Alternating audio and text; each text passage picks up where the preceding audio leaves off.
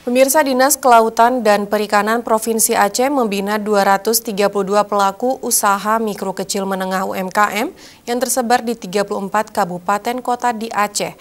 Para pelaku UMKM ini diberikan pelatihan sosialisasi hingga pemasaran produk hingga ke luar negeri.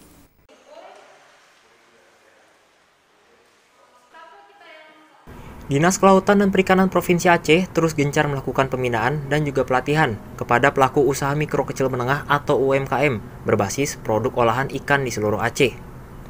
Saat ini, pembinaan sudah diberikan kepada 232 UMKM yang tersebar mulai dari Kota Banda Aceh, Pulau Simelu, Kota Sabang, hingga Aceh Tamiang.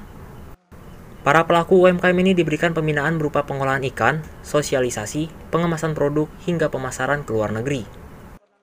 Pemasaran yang dilakukan berupa kerjasama dengan bandara, pengelola wisata, hingga pasar daring, sehingga produk UMKM dapat dipasarkan secara luas. Menurut Kasih Pengolahan dan Pemasaran Hasil Perikanan atau P2HP DKP Provinsi Aceh, Fitriani, Selasa 7 September menyebut, selain melakukan pembinaan, DKP juga ikut membantu para pelaku UMKM yang ada di Banda Aceh untuk mendapat sertifikat kelayakan pengolahan yang dikeluarkan Kementerian Kelautan dan Perikanan kepada sejumlah UMKM di bawah binaan DKP Aceh. Untuk pembinaannya, kita sudah beberapa tempat di UMKM, termasuk yang Kota Aceh misalnya Aroma Food.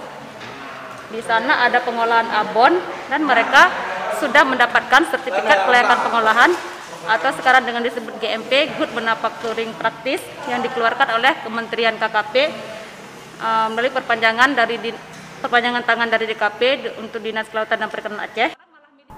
Adapun jenis-jenis produk yang dihasilkan melalui pembinaan tersebut cukup beragam, mulai dari nugget, bakso, otak-otak, kerupuk ikan, hingga abon ikan.